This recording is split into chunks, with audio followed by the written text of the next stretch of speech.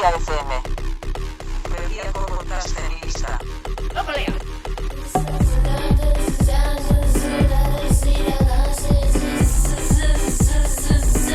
Berria FM.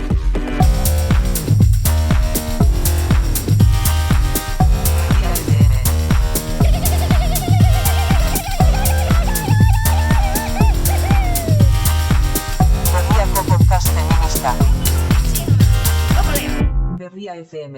Egunon, arratsaldeon, gabon, entzule, eta kaixo zuri ere, Uxue.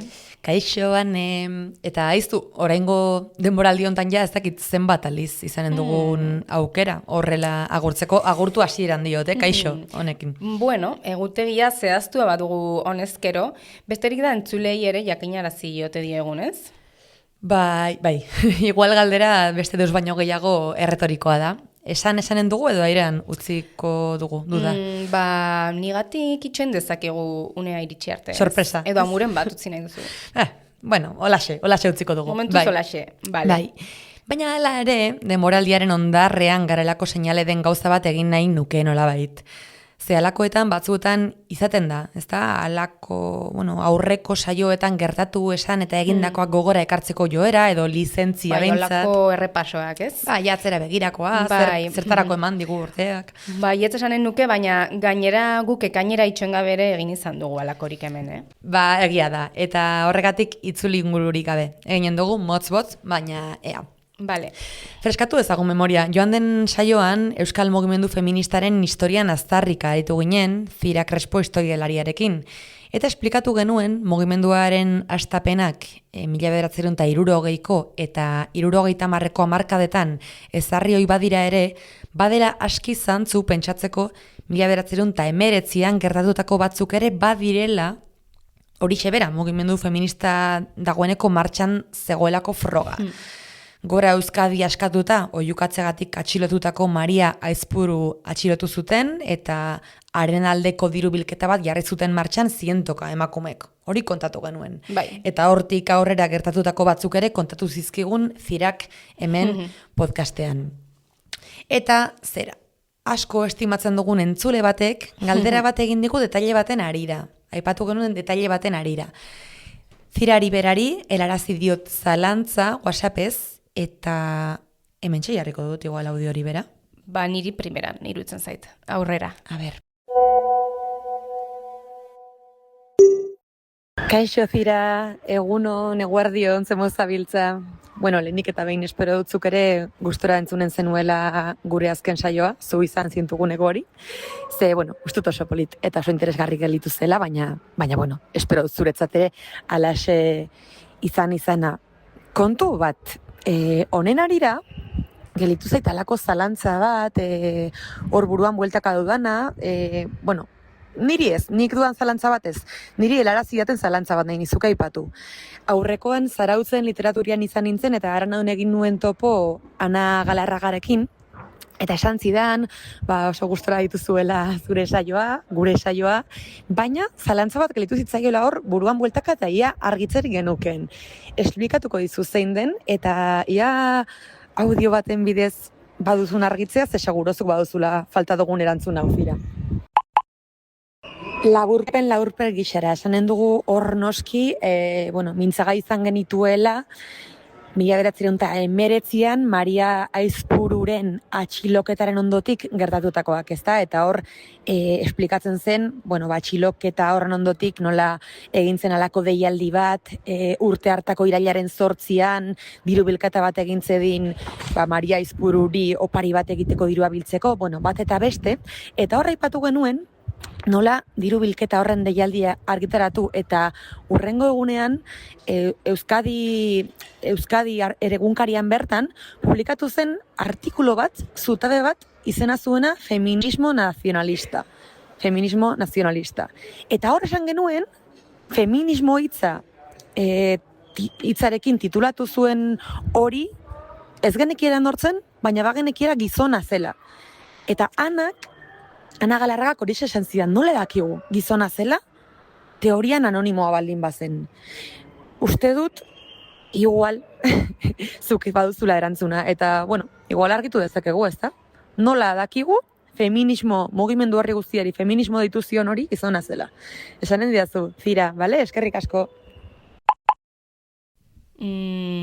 Bueno, entzuna horretik, egia da, hau da egia da, nik ere ez niola reparatu horri momentuan eta interesgarria litzateke argitzea, ze orduko horri feminismo deitzea importantea izan zen, baina zergatik uste dugu zuzenean gizon bat izan zela, ez?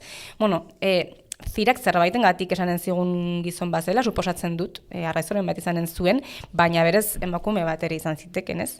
Eta gero, badakigu gainera, preseski garai horietan emakume nahikotxok egin behar izanen zutela, batean edo bestean aritzeko, idazteko ere, gizonen ez izena jartzearen zera hori, beraz, agian, sinaduraren atzean, tira, ezakit. Bai, ez da, niri ere, pentsa, niri Ana Galarraga hurbildu, hori esan eta pentsa zaurpegik elitu ditzean niri ere, ze nik ere nion egina galdera nire buruari, eta zalantza ez zitzaidan piztu. Baina tira, Zirak erantzun zidan. Bai, aditu beharko dugu. Erantzuna, hemen.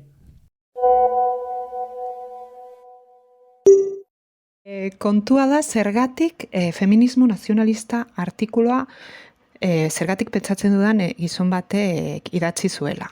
Azteko ez izen, abendaino ez izen ez firmatzen duelako, eta hori, izena nahiko maskulinoa iruditzen zait, baina, gero artikuluan zehar ikusten da bere burua gizon bat, edo aurkezten du bere burua gizon bat bezala, edo holako zerbait. Baina pentsatu dut gauza bat, zer iruditzen zaizuen, irakurriko dut artikuluaren zati bat, eta jendeak nahi baduzue gero jartzea podcasten aurrera, eta zer pentsatzen duen jendea, gizon batek idatzi zuen, edo badagoela aukerarik emakume bat izatea. Aurrera, irakurriko dut. Feminismo nacionalista, a María Aizpuru, con ocasión de su libertad. Publicábamos ayer una vibrante llamada a un... Atzo bertan argitaratu genuen dei sutsu bat, abertzale kartsu batzuek euskal emakumei egina, omenaldia egin diezaioten Maria Aizpururi, zeina emakume nazionalistetatik lehen bizikoa baita, aberriaren kausaz bidegabeki jazarria izateko ohorea duena. Osoki ohartzen gara zeinen garrantzizkoa den aipaturiko adierazpena. Ez hainbeste ideiagatik beragatik, txit eskuzabala eta jatorra izanik ere, nola euskal emakumearen esnaldiaren seinale delako gauza publikoetan aktiboago esku hartzea. Horregatik ez genuen batere iruzkinik egin nahi izan, seguru baikaude jendea bere kabuz jabetuko dela nolako garrantzia duen egia etorkizunera begira, batzuek uste baino gertuago datekeen etorkizunera begira. Para un futuro acaso más próximo de lo que muchos puedan creer. Hau entzun da, ez sentipen, uzen dizu kontuak zuri? Eskerrik asko, Zira. Hori da, eskerrik asko Zira, eta ederra da testuaz, nuen gogoan zehazkin olakoa zen, baina zalantza gelditzen zait, ze bai ematen du kanpotik den begirada bat dela ez, baina, ez du zertan ere, ez dakit, gero egia da pentsatzen dut garai hartan, esandakoa, beste garai bat zen, eta olako euskarrietara sarbidea zutenak, normalean gehienak igual gizonak ziren, ez, alako artikulu bat idazteko, emakumeak ez zuten ainerraz, baina ez dakit. Nik ere kaldera ikurrak ditut. Bai, hor. Eta behitu, ze, hau guztia esan da, aipatu nahi nuke, guk botatako amuari tiraka, edo, Ana Galarraga botatako amuari tiraka, ari dela oraindik ere gure Zira Crespo.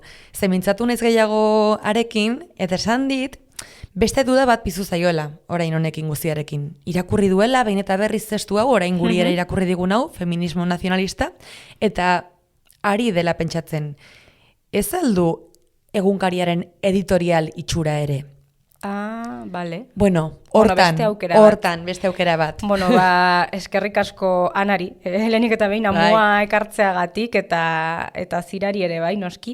Eta, ezin buruari bueltak emateari utzi, Zira. Ederra da grin hori, eta ederra da ikustea nola, harakatu gauza berriak ateratzen diren.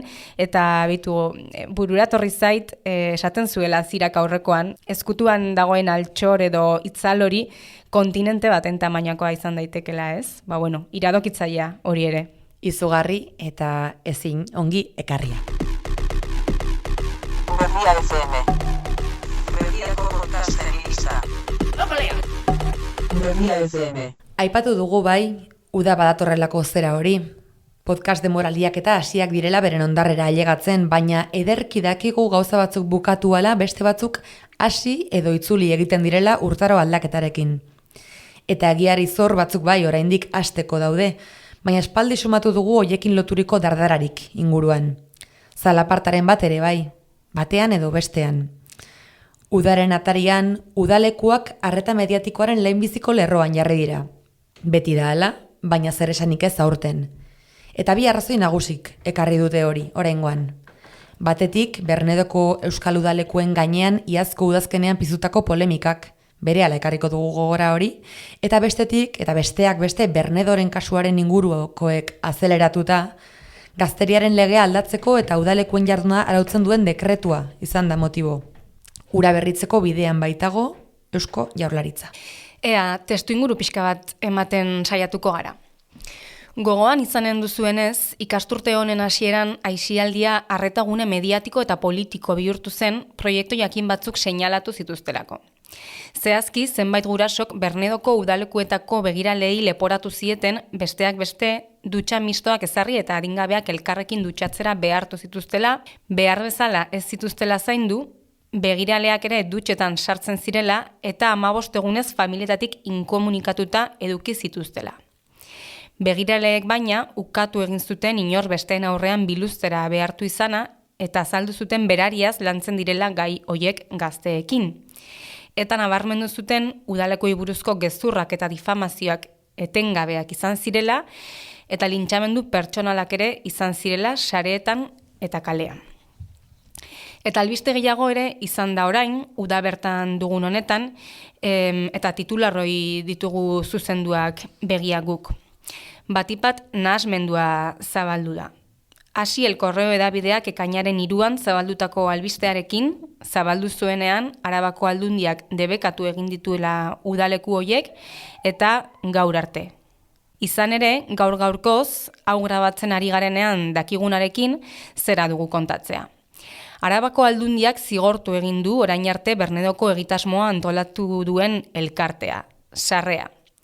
Dena dela eta hau argitzea komeni, zigorrak ez du ikustekorik ez dutxekin eta ez da iazko zalapartari loturiko deusekin ere, urrats administratiboei loturiko hutsegite batekin baizik.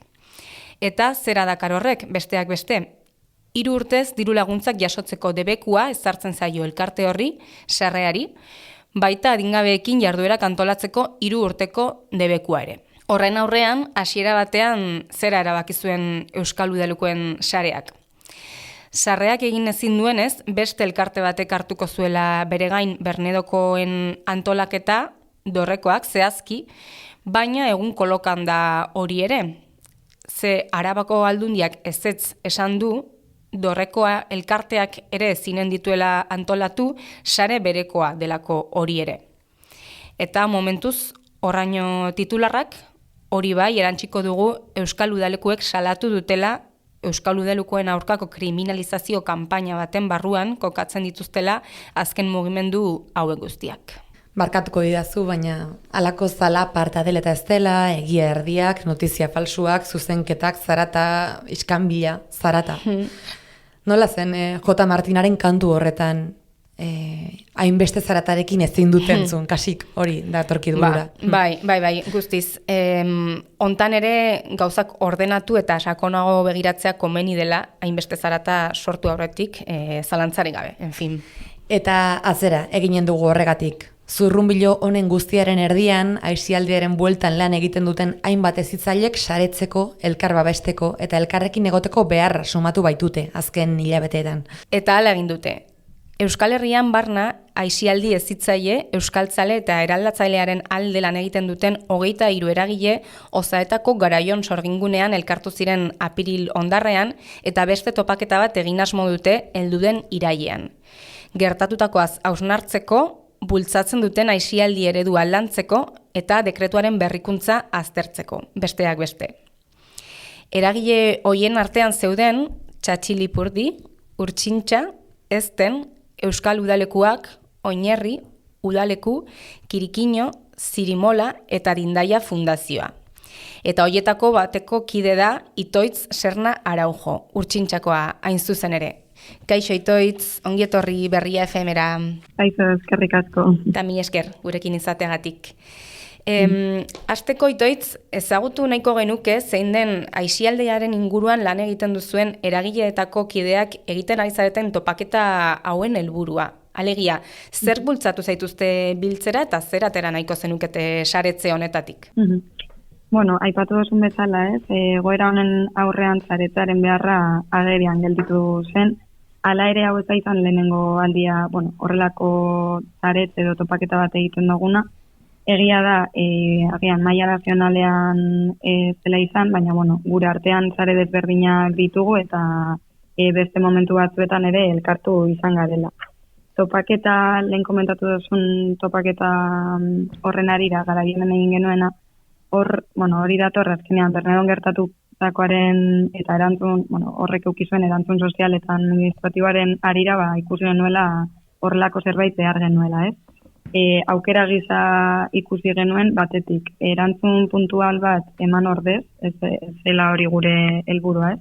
Erantzun puntual horretatik arago, aisialdi hezitzai euskaltzale eta eraldatzaileak beharko lukeen hori aztertzea eta horri erantzuna ematen hastea ikusi genuen beharrezkoa. Eta gero bestetik, esan bezala, gure artean bai Oinerriren baitan aisialdi hezitzai eta eraldatzailearen alde lan egiten dugun elkarten artean saretzea, baina beste hainbat eragileekin ere gure artean saretzea, elkar ezagutzea, konfiantzazko espazio seguru bat sortzea, hausnarketa partekatuetarako espazio eskaintza eta hori bilatzen genuen pizka bat.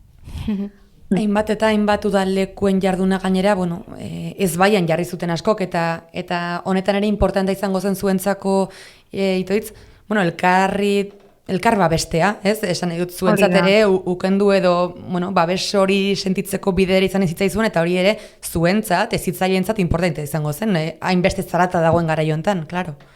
Ez? Bai, hori da, izan da espazio, oso berazgarri bat gure artean ezagutzeaz gain, hori zuk esan dakoa, ez? Elkar babesteko eta gure proiektuak indartzeko bai talde bakoitzaren proiektua, baina baita ere, proiektu partekatu bat, ez? Sentitzeko ez gaudela bakarrik honetan lanean.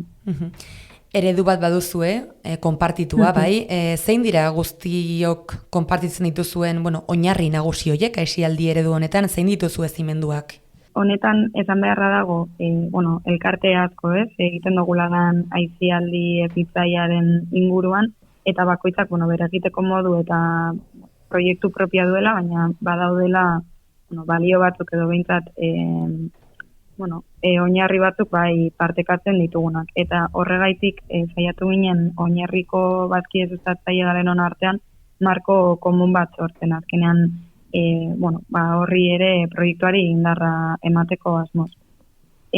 Horretan, marko komun hori aisialdi hezitzai euskaltzalea eta eraldatzailean oinarritzen da.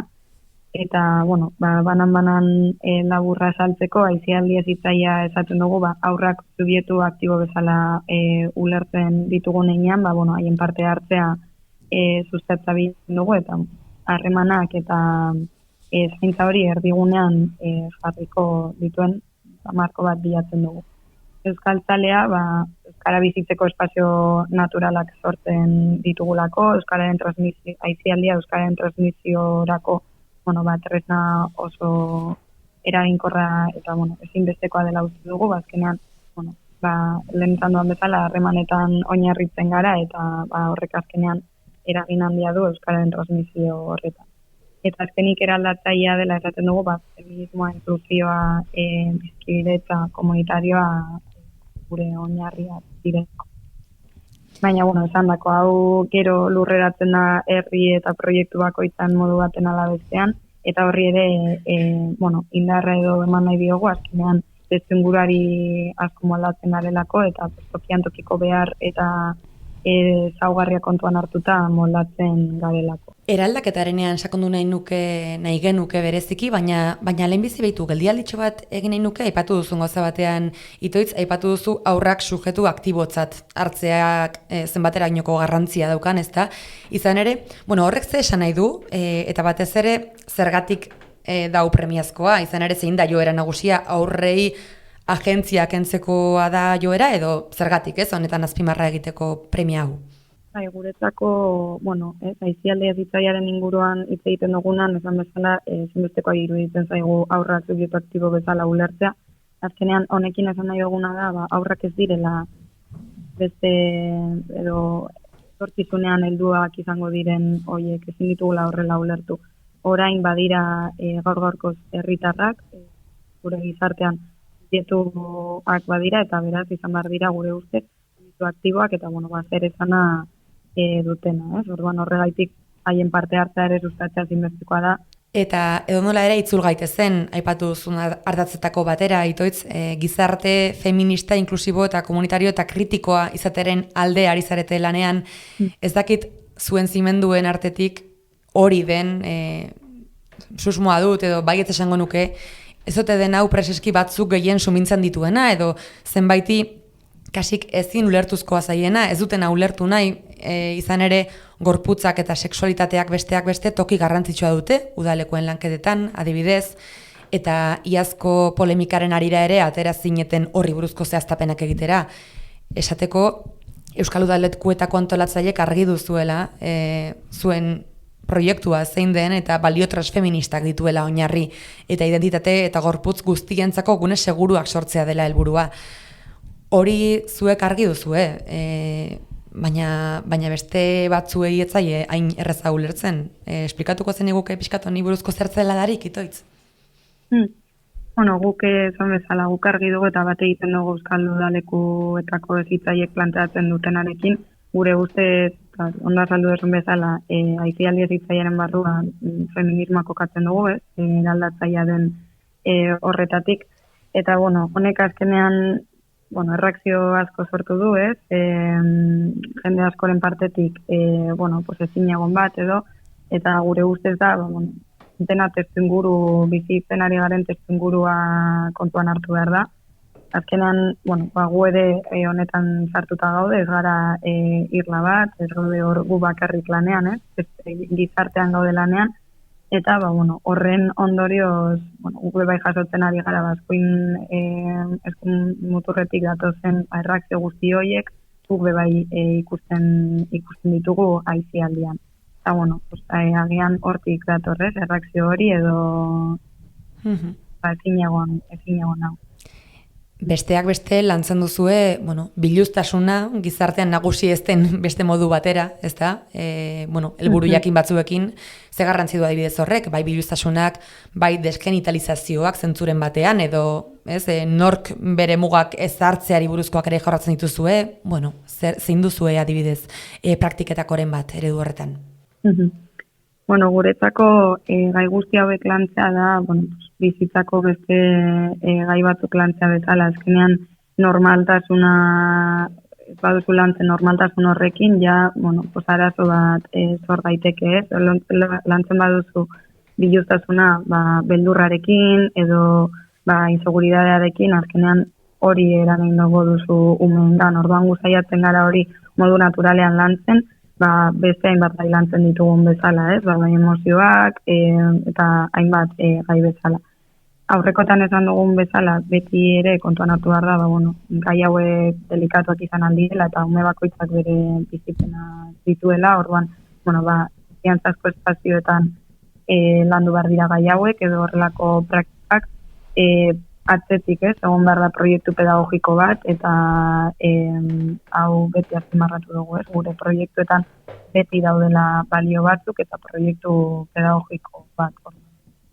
Horren inguruan agian aurrerako hitz egingo dugu, baina horretan egiten ditugu horrelako lanketak, konfiantzan, eta atzetik helburu zehatz batzuekin egun batean interesa piztu zaigulako, atzetik lan handia dago guztia horrelako gaiak lantzeko. Lan handia dago eta lan handia egiten ari zarete oraindik ere, izan ere berriki egineko topaketa horietan, Garaionen egindako saioan sexualitatearen gaiare, jorratu zen noski, eta horretan Iruki Larroxa kooperatibako kideekin landu zenuten gaia.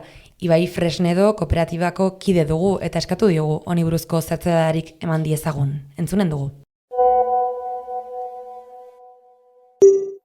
Gure erabaki pedagogiko feministak nola babestu, dutxa edo logela mistoen bezalako erabaki pedagogiko feministak nola defendatu daitezke profesionalki, hori da beste galdera bat. Eta nik uste dut aldez aurreko elkarrizketa izan behar dugu aur eta nerabeen taldeekin, ez bakarrik familiekin, arestian aipatutako mekanismo edo prozedura horien bitartez, baizik eta aurretan erabekin lanketa zehatzakin behar dira, aurretik inoiz ezin da ezer inposatu, eta nik uste dut hor Euskal Udalekuek behin da berriz azpimarratu izan dutela inoiz ez dela inposekatirik egon. Orduan importantea da hau azpimarratzea eta lanketa hori aurretan erabekin bermatzea, eta beraiei ere arestian aipatutako aukera edo alternatiba individualak ere eskuragarri edo ondo zehaztua edukitzea, ez? Bestetik, importantea da ere bai, eta nik uste dut hau, praktika hau ez dagoela oso txertatua gure sektorean, baina nahiko baliogarria da, batez ere ebaluazio irizpide bezala edo barne mailan garatzen ditugun proiektu edo udalekuei begira horiek ebalatzerako momentuan dela ezitzaien gainbegiratzea edo behaketa moduko bat ziurtatzea, ez? Normalean, bikotekako behaketak albidetzen dira eta horrek ere balio digu nolabait prebentzio aldera, taldearen ongizatea, ezitzaile taldearen jarduna ere, hainbat elementuen jarraipena egin ahal izateko. Eta nola ez, behin udalekoak bukatuta edo udalekoen itxieran edo, espazioak sortu behar direla, udalekoak bukatzen direnean, batez ere aurretan eraben talde feedbacka jasotzeko, ez? Izan behar dira espazio egituratuak, dinamizatuak, batez ere hitz egiteko aurretan erebeek bizitakoaz, ez? Eta hori ere importantea da. Hor dugu Ibai Fresnedoren apuntea, itoitz, zuek egiten duzuen lanketaren lagintxo bat dugu. Bai, honetan bakarrik, baik esan duena berretzea, azkenean ebaluazioaren kontua eta jarraipenaren askotan ez da horren inguruan hitz egiten, baina oso garrantzi handikoa da, ez? Gerora aurrera begira, moldaketak egin ahal izateko eta proiektua eraikitzen eta eraldatzen jarraitzen. Beraz, komunikazioa eta lanketa hor ezinbestekoak. Beste pilulatxo bat ere utzi digu Ibaik, kasu honetan sexu heziketa integralerako eskubideen ingurukoa, aipatu duzuzuk ere aurretik aurren eskubideak, adituko dugu hori, itoitz.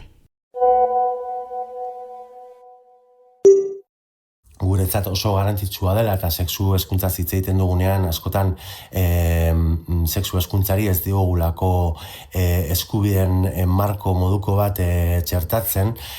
Sexu hezkuntza integralako eskubidea aurretan eraben oinarrizko eskubidea da, hori askotan ahazten dugu, ez hainbeste hezitzaileok, baizik eta familiek, eta hori ere importantea da, alegia aisialdi hezitzailean egiten ez bada, bestelako esparru informaletan egingo delako sexu hezkuntza hori, gainera, bainolako filtro edo iragazkiri gabe, ez eta profesionaltasunik gabe, ez? Orduan, importantea da hori ere kontuan hartzea. Hortxe Ibairen bigarren pilula eta eskertuko diogu hemendik eginiko ekarpena jakina. Bitu, niri honekin beste gauza bat ere torri zait burura, gaiaz dokumentatzen aritu garenean, itoitz, erreparatu diegu topaketetatik aterata eginiko bideoi eta bideoietako batean behitu, justu ikusi genuen alako arbela bat ageri zen, eta pentsatzen dut topaketetan parte hartu zutenek bakoitzak idatziko zuela hor, nabarmendu nahiko zuen mezu bat, ezta? Ibai Fresnedok zera jarri zuen orduan, hezkuntza sexuala izango da edo ez da izango. Eta, uste dut horretan ere derkibiltzen duela orain esandako hori, ez da, premiazkoa da, sexualitateaz, hitz egitea, eta lantzea eta irakastea aurrei bestela kanpoan badakigu giroa ilun dela. Bestela ere helduko delako heziketa hori, baina beste bide batzutatik. Aurrera jarraitzeko Bernedoko kasura itzuliko gara tartetxo batez, Bernedoko euskal udalekuekin gertatutakoak erreakzio asko sortu zituelako, eta dagoenako aipatu duzuk ere eskuin muturreko erreakzioak izan zirela.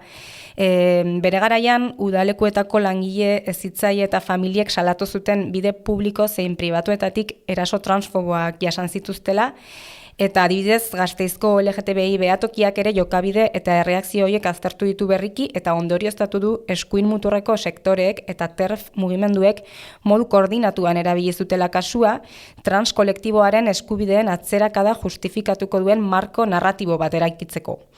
Alegia, Itoitz, Bernedokoa aitzakia edo tresna moduan erabili zutela esan genezake diskurtso horiek zabaltzeko eta txertatzeko? Bai, ondo aipatu duzun bezala, eta lehen ere komentatu dut, azkenean guztia bizitzen ari garen testuinguruan ulertu behar da, eta, zan bezala, itzaki, edo, hortik tiratu zuten, haien diskurtso hori indartzeko, eta gorroto hori ere indartzeko.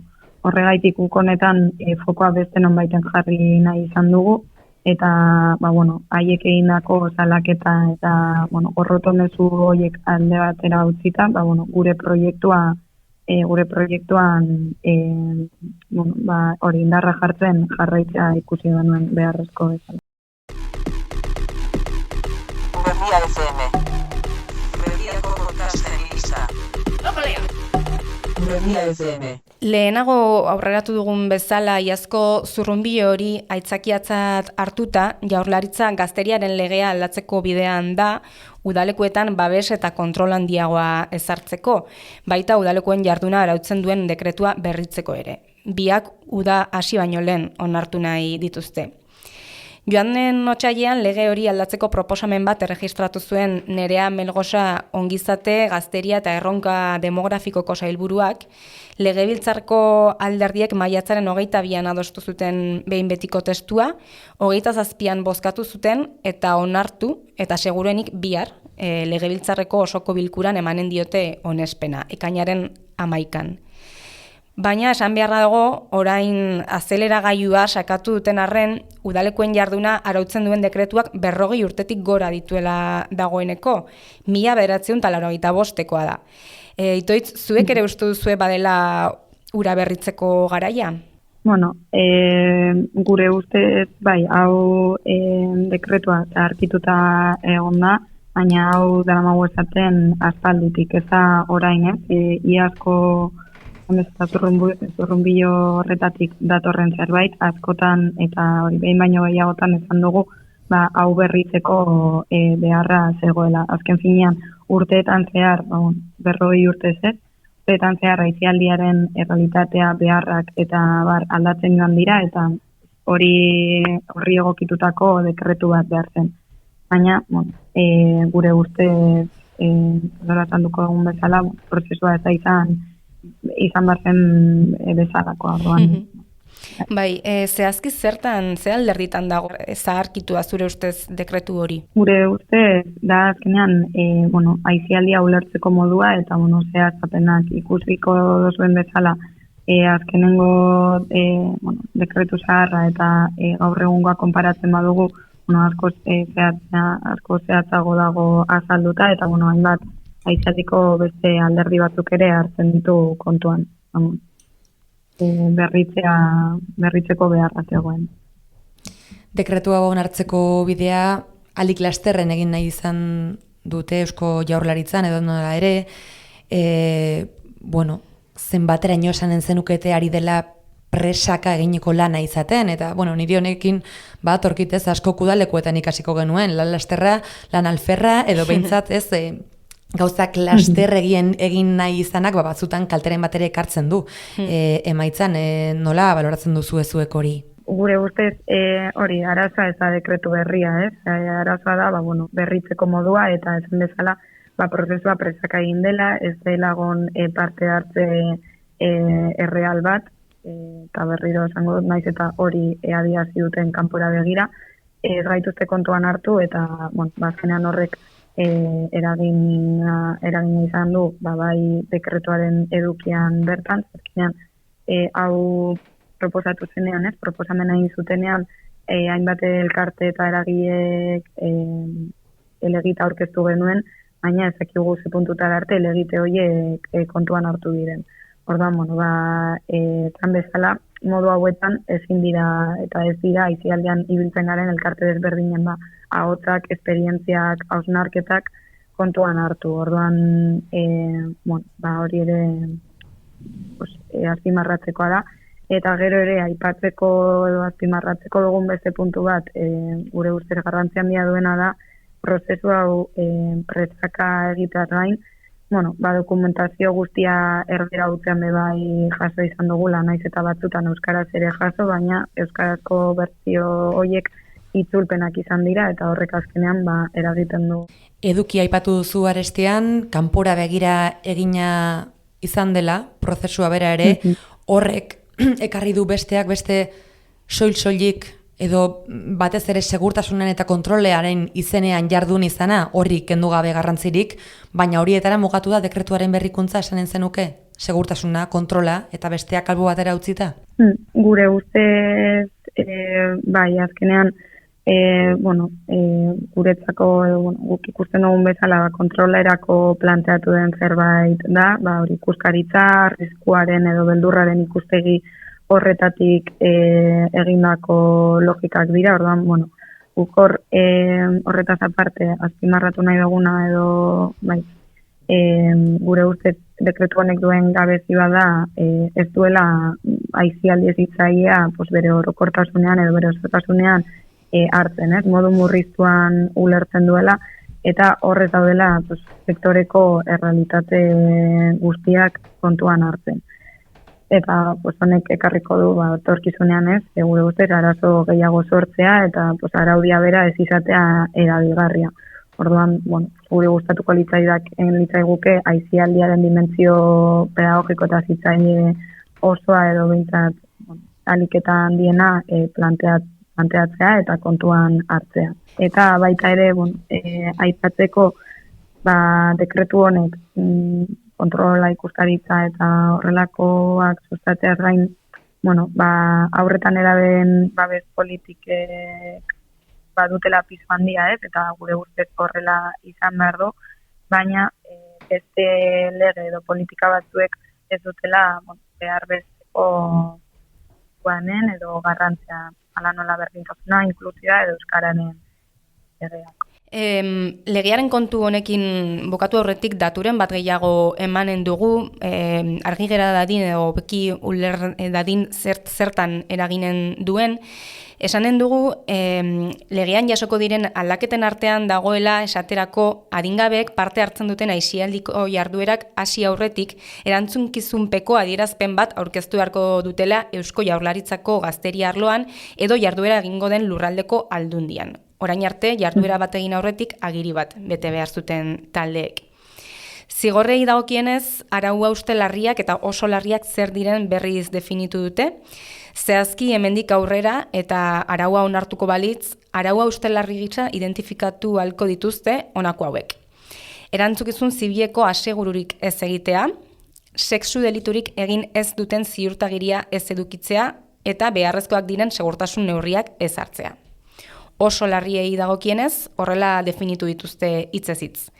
Ekintza edo ez egite bidez, aurren, nerabeen eta gazteen eskubideak mugatzen dituzten jarrera eta jokabide diskriminatzaileak sustatzen dituztenak eta edozein indarkeria mota sustatzen dutenak.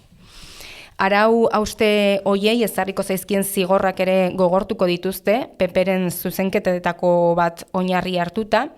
Arau hauste larrienengatik gehienez 45.000 eurorainoko zigorrak ezartzen ziren orain arte eta aldaketa eginda 600.000 eurorainokoak izan daitezke.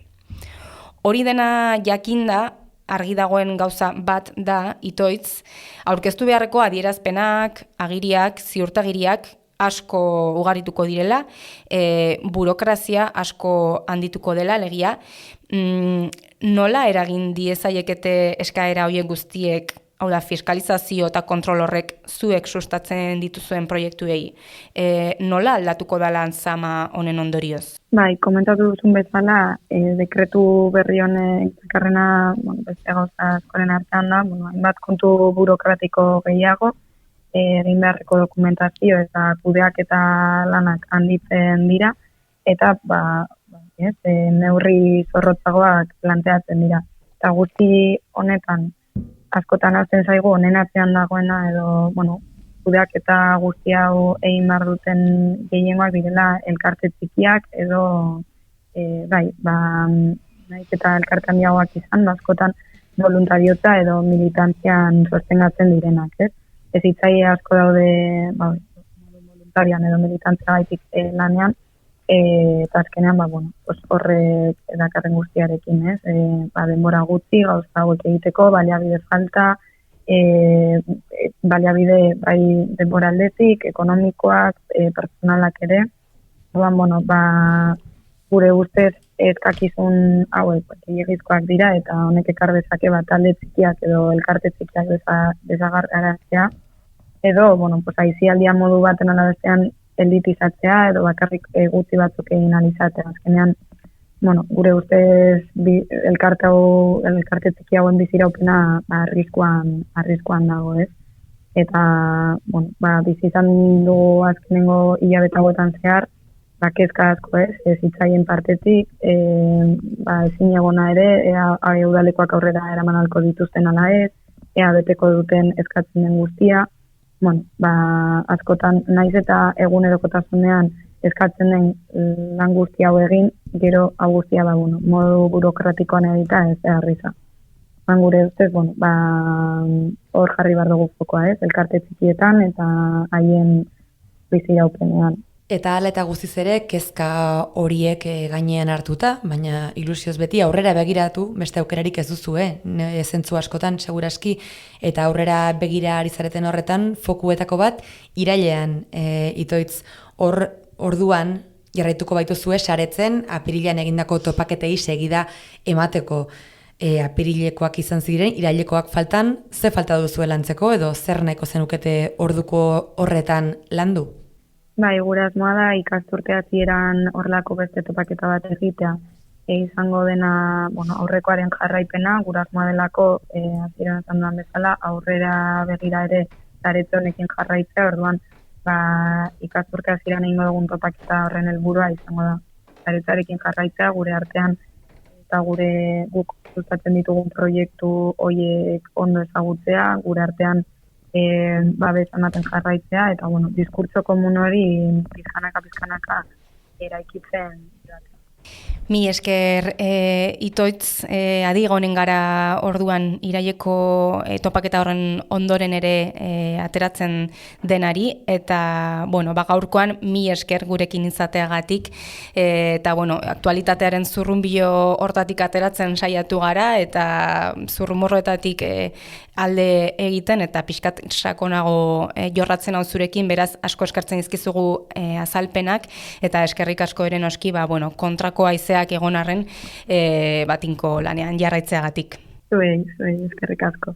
Eskerrik asko Itoitz, Serna Araujo, eta udalekoak jarrai dezaten izaten, urte hauetan guztietan izan diren bezala, oroitzapen eder eta ikaspen eder askoren sorleku. Mila esker egiten duzuenagatik eta ongi segi, Itoitz. Zuei. Besarkada bat. Besarkada bat.